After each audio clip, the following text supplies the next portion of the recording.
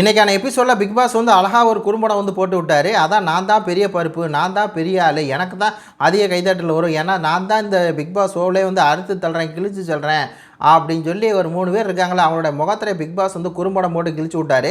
சௌந்தர்யாவுக்கு எதிராக வன்மத்தை கொட்டிகிட்டு இருக்காங்க இந்த 3 பேர். கண்ணியன்லாம் பார்க்குறதுக்கே கேவலமாக பேசிக்கிட்டு இருக்கான். அதே மாதிரி இந்த மஞ்சிரி, இந்த ஜாக்லின், அதெல்லாம் வந்து பார்க்குறதுக்கே கேவலமாக இருக்குது மக்களே. அது என்ன அப்படின்னு சொல்லி பார்க்கலாம். அதாவது இன்டர்வியூவில் வந்து வருது. அப்போ இந்த மஞ்சிரி அம்மா சொல்கிறாங்க, இன்றைக்கி முத்து என்ன உனக்கு அதிக கைதட்டல் வந்திருக்கு, உன் ஃபேன்ஸ்லாம் அதிகமாக வந்திருப்பாங்க போல இருக்குது.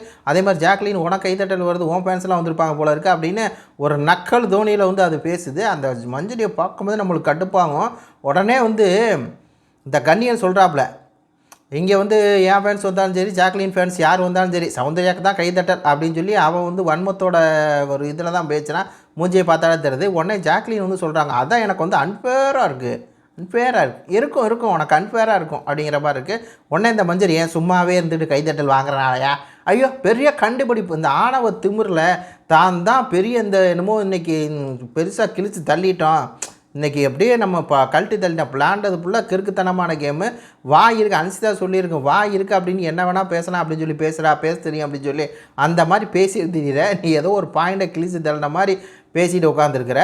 உடனே ஜாக்லின் அன்பேடாக இருக்குது, ஆமாம் சும்மாவே இருந்துட்டு கைதட்டுறாங்க அப்படின்னலாம் கேவலத்தோட உச்சமாக இருக்குது. அதாவது இவங்க எல்லாம் பார்த்துங்களேன், வேறு ஒருத்தவனை வந்து காப்பி பண்ணி பேஸ்ட் பண்ணிருப்பாங்க.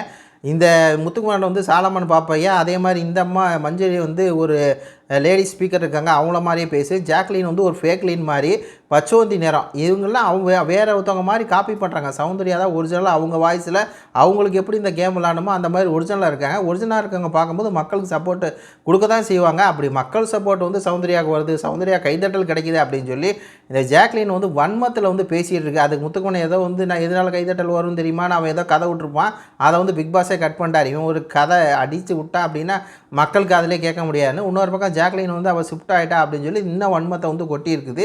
இதை எடுத்து உங்களுடைய கருத்துக்களை வந்து சொல்லுங்கள். நன்றி, வணக்கம்.